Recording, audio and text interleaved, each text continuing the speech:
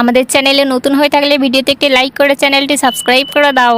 নোটিফিকেশনটা অন করে দাও যাতে নতুন কার্টুন সবার আগে তুমি দেখতে পাও। চিকেন ললিপপ খাবো বলে এসেছি আমি, কিন্তু এখানে তো দেখছি বড় বড় লাড্ডু আছে। কিন্তু সেটা কথা নয়, কথা হচ্ছে লাড্ডু যখন আছে এই লাড্ডুগুলোকে টক টক করে আমি খেয়ে নিই, নাহলে জেরি এসে গেলে ও আমার লাড্ডুতে ভাগ বসিয়ে দেবে। আরে বলতে না বলতে চলে এসেছে। মনটা করে উড়ু উড়ু, বুকটা করে দুরু দুরু, পরান আমার লাড্ডু খেতে চায় রে। এই কি বুলডকের বাচ্চা আমার দিকে ওইভাবে তাকিয়ে আছে কেন? মনে হচ্ছে দৌড়ে এসে আমার পাছায় একটা কামড় বসাবে। ওরে সর্বনাশ! এই ইঁদুরটা চলে এসেছে আমার লাড্ডুতে ভাগ বসাতে, তাই ইঁদুরটাকে আমি এখান থেকে তাড়িয়ে দিচ্ছি। যা ভাগ! আমার খিদে পেয়েছে, পেটের ভিতরে নড়াচড়া করছে কে। যাই হোক, খাবার তো খুঁজতে যেতেই হবে।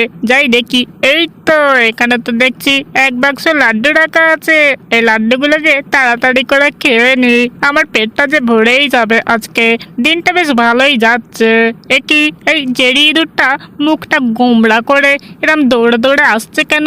আমি গিয়েছিলাম একটু লাড্ডু খাবার জন্য, ওইদিকে বুলডকের বাচ্চাটা তো আমাকে ওখান থেকে তাড়িয়েই দিল। ওরে বাবারে বাবা, এই গরমে আমার হাল বেহাল হয়ে যাচ্ছে। এই টম বেড়াল তো আমাকে আমার প্রিয় খাবারটা এনে দিয়েছে দেখতে পাচ্ছি। আহা, এই খাবারটা তো লাড্ডুর থেকে অনেক ভালো। তাড়াতাড়ি আমি খেয়ে নিই খাবারটা। জেরি, তুমি আমাকে এতটাও খারাপ ভেবো না।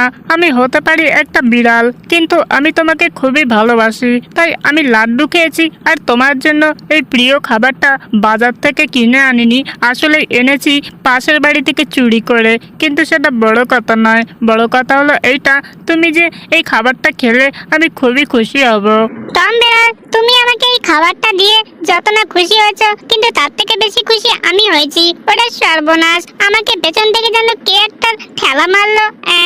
এইটা কি হচ্ছে আমার সাথে? আমি যে কিছুই বুঝতে পারছি না। কি নড়াচড়া করছে এখানে? ওরে সর্বনাশ! এগুলো কি রে বাবা? এ তো দেখছি গদি। গদির ভিতর থেকে এগুলো কে বেরোচ্ছে? ওরে বাবা রে বাবা, মনে হচ্ছে কিছু একটা গন্ডগোল হতে চলেছে। মা মা, আমাকেও ওই খাবার দাও। মা মা, আমরাও চলে এসেছি, আমাকেও খাবার দাও, আমাকেও খাবার দাও। আসলে এইটা একটা খরগোশের খাঁচা ছিল। সেই খরগোশ অন্য একজনের সাথে পালিয়ে গেছে, তাই তোমাকে এই বাড়ির মালিক এই খাঁচায় এনে রেখেছে এই বাচ্চাগুলোকে দেখাশোনা করার জন্য। আর তোমাকে এইটা আগে বলাই হয়নি জেরি। যাই, আমি এই বাচ্চাগুলোর জন্য খাবার আনি।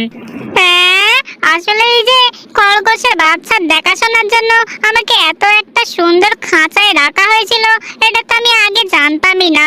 কিন্তু সেটা বড় কথা নয়, বড় কথা হলো এইটা যে খরগোশের বাচ্চাগুলো তো দেখছি আমার সমস্ত খাবারটাই খেয়ে নিল। ওরে বাবা রে বাবা! জেরি মাসি, জেরি মাসি, এইটা আমাদের প্রিয় খাবার নয়। আমরা তো খরগোশ, তাই আমাদের প্রিয় খাবার হলো গাজর। এই খরগোশের বাচ্চাগুলো বলে কি, কিন্তু আমি তো কোথাও গাজর পাইনি, তাই আমি তোমাদের জন্য শসা এনেছি। এ কি, শসাগুলো তো সব খেয়ে ফেললো, তবুও যে এদের পেট কিছুতেই ভরছে না। কি যে করি, টম বেড়ালটা তো এখনো আসছেই না। ওরা সর্বনাশ! আমাদের গাজর চাই, আমাদের গাজর চাই। ছিল তো 3টে বাচ্চা, হয়ে গেল এত কিভাবে? ওরা বাবা রে বাবা!